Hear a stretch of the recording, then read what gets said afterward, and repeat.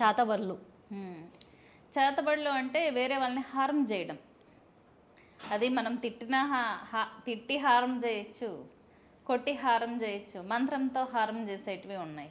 అంటే జనరల్‌గా మేము చూసేంత వరకు సినిమాల్లో గాని, ఎక్కడైనా గూడా ఒక బొమ్మకు బెట్టి, వాళ్ళెక్కడ గుచ్చితే వాళ్ళకక్కడ అవ్వడం, ఇలాంటివే చూస్తూ ఉంటాం. దాన్ని ఇలా రియల్‌గానే జరుగుతూ ఉంటదా? దాన్ని పుత్తలి ప్రయోగం అంటారు. కేరళ తాంత్రికానికి సంబంధించినటువంటిది. పుత్తలి ప్రయోగంలో ఏంటంటే బొమ్మలలో మన జీన్స్ అంటే వృద్ధిదాతువులు అంటారనమాట.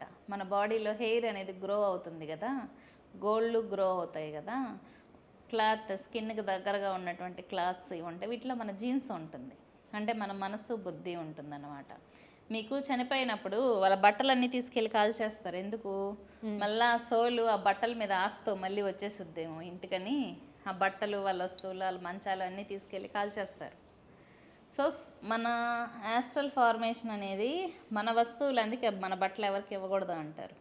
మీకు కొన్ని కొన్ని గ్రామాల్లో లేడీస్ చిన్నపిల్లలు మెచ్యూర్ అయినప్పుడు ఆ బట్టలు తీసుకెళ్ళి ఫస్ట్ వాష్ చేసేసి కాల్ చేయడం, లేదా ఆ బట్టలు బాగా వాష్ చేసేసి పడేస్తారు. ఎందుకంటే ఇవి కానీ దొరికాయి అనుకోండి ఇంకా అమ్మాయి ఎక్కడో చోట వశం అయిపోతుందని చెప్పి మన పాత వాళ్ళు పెట్టారనమాట ఈ సంస్కృతి అంతా. ఎప్పుడో మన నానమ్మలు అమ్మమ్మలే పాటించేవాళ్ళు ఇవన్నీ.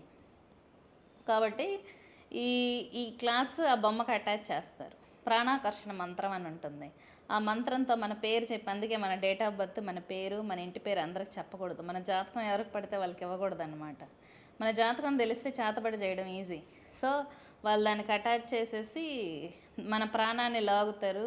దాన్ని హిట్ చేస్తే ఎలా ఉంటుందంటే, వాళ్ళు ఇప్పుడు ప్యారలైజ్ అవ్వాలి అని సంకల్పం చెప్పి బలిలు ఇస్తారనమాట ఆ బొమ్మకి.